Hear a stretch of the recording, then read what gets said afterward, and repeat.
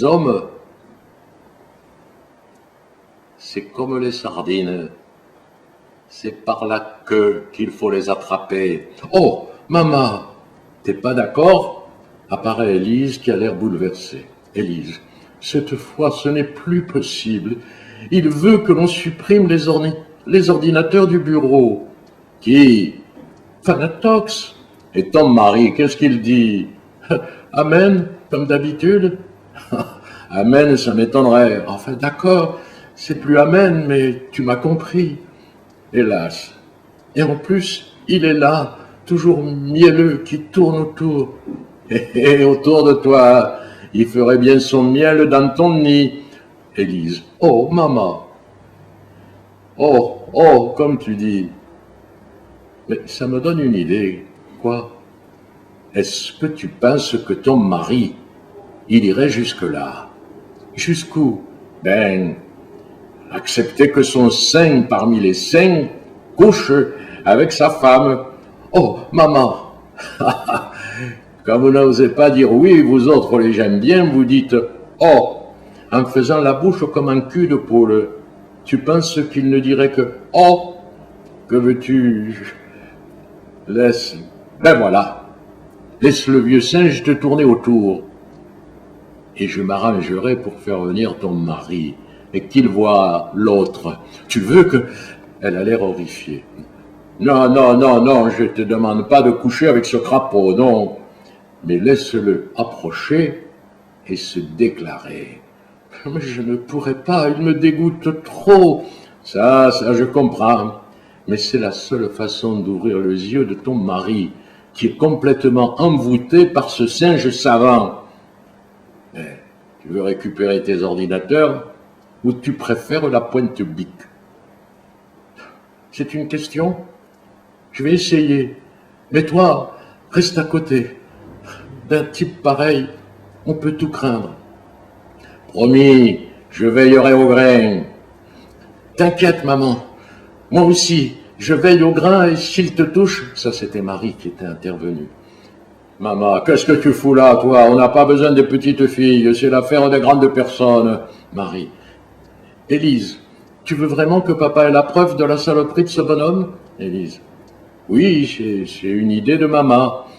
Maman, mais il faut aller chercher Monsieur Morgan pour qu'il ouvre les yeux. Marie, pas la peine d'aller le chercher. J'ai mon portable. Nous ne sommes plus au temps de Molière.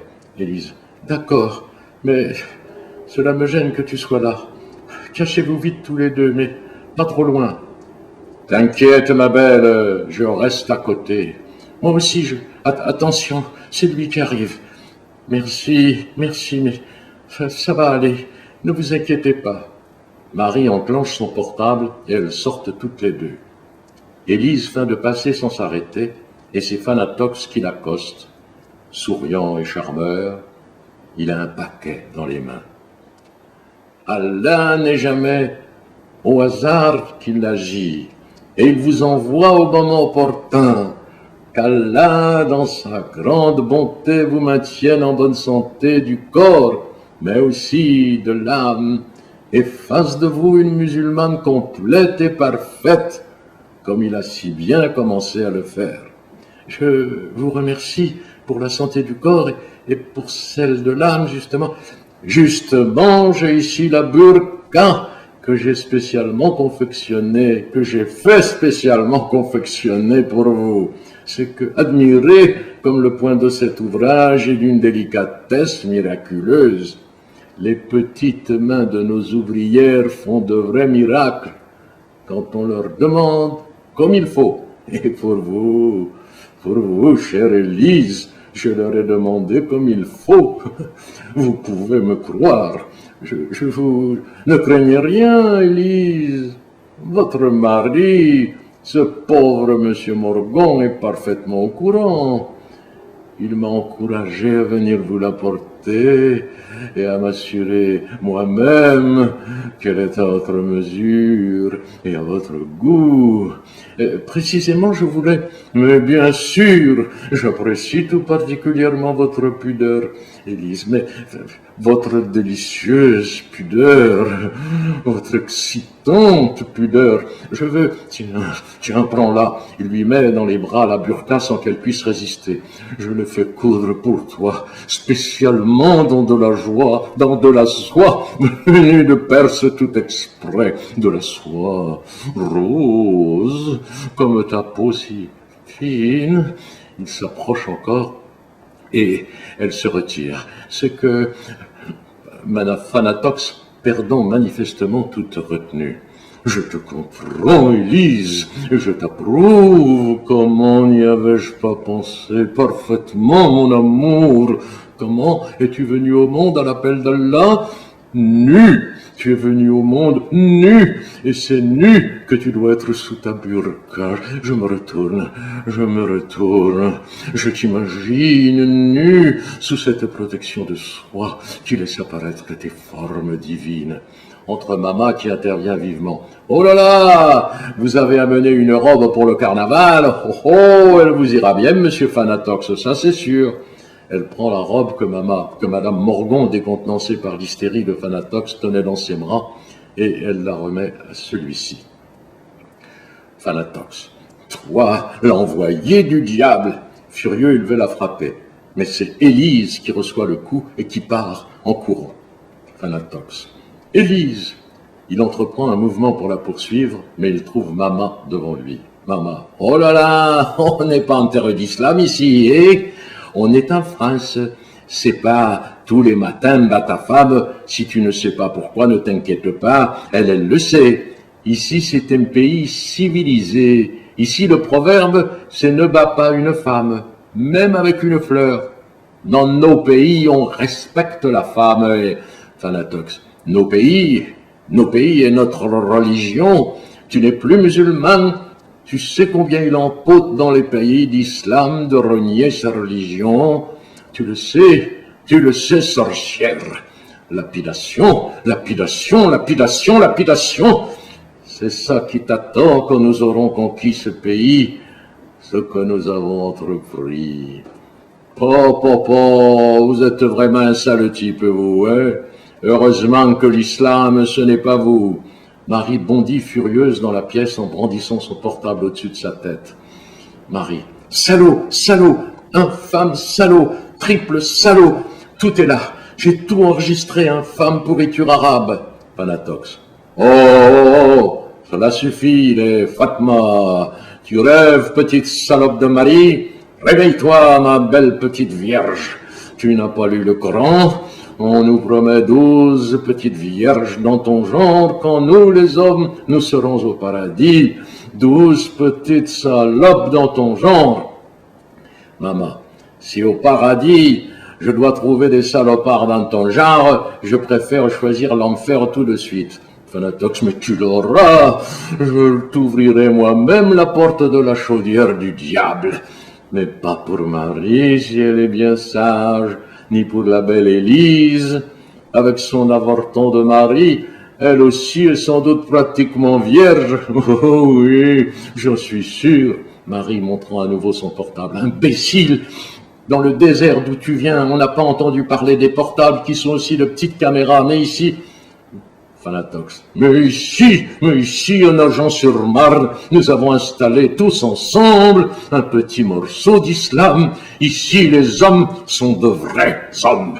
Ici, les femmes sont à leur place, la place que leur assigne Allah, comme nous l'enseigne son prophète bien-aimé. Ici, leur place est dans notre lit. Ici, et pour les vieilles et moches, comme cette grosse vache de maman, la serpillière. Et pour ça, j'ai pas besoin de toi, voyou. Je suis de ce côté de la serpillière depuis toujours. Mais pas de même, ma grosse. Mais qu'est-ce que vous croyez, les Fatma? Nous, dit Marie, nous croyons à l'égalité des hommes et des femmes dans l'islam. Où est-ce que tu as vu cette bêtise occidentale? Dans le Coran, hein? Dans le Coran? Marie. Phanatox. En effet, ma petite chèvre.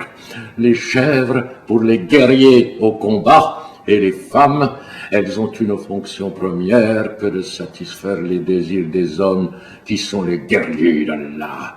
Marie, le Coran ne dit pas cela. Le Coran, le Coran ne parle pratiquement pas des femmes. C'est un livre d'hommes. Pour les hommes, les femmes sont des récompenses pour les bons guerriers d'Allah. Au paradis, qu'est-ce qu'il nous promet, Mohammed, notre prophète sacré? Il nous promet 12 vierges. 12 vierges. Et pour nous sur terre, vous, mes adorables petites femelles, parfumez-vous, vous sentez la chèvre en chaleur. J'ai quelques papiers à mettre au point au bureau, mais je reviens, tenez-vous prête. Il sort. Marie. Quel monstre! Heureusement que j'ai ça. Elle brandit son portable. Avec ça, papa va obligatoirement comprendre. Morgon entre. Qui doit comprendre quoi, Marie? Toi, papa, toi, tu dois comprendre quel monstre, quel vipère tu as introduit dans ta maison. J'ai là la preuve qu'il a essayé de séduire ta propre épouse sous ton propre toit. Et il y est parvenu? Non, le pauvre homme. Grâce à maman, il faut qu'elle se mêle de tout. Tu étais d'accord pour que ce saint me fait l'honneur de sa présence dans ma maison, et tout ce qui se trouve dans ma modeste demeure est sanctifié par cette présence, et il peut en user comme bon lui semble. Chaque chose où il pose sa main sacrée devient sacrée. Marie, tu étais d'accord pour que ta femme... Mais quel honneur! Mais alors, aussi ta fille, pourquoi pas? Mais enfin, Marie, c'est un prophète. Où est-il? Je le cherche. Il est dans ton bureau, et ensuite, c'est dans ton lit qu'il veut aller. Il est malade. Allah, je t'en supplie, garde-le-moi, je vais près de lui. Il sort précipitamment. Maman, là, cette fois, moi, je retourne sur le vieux port. Elle sort.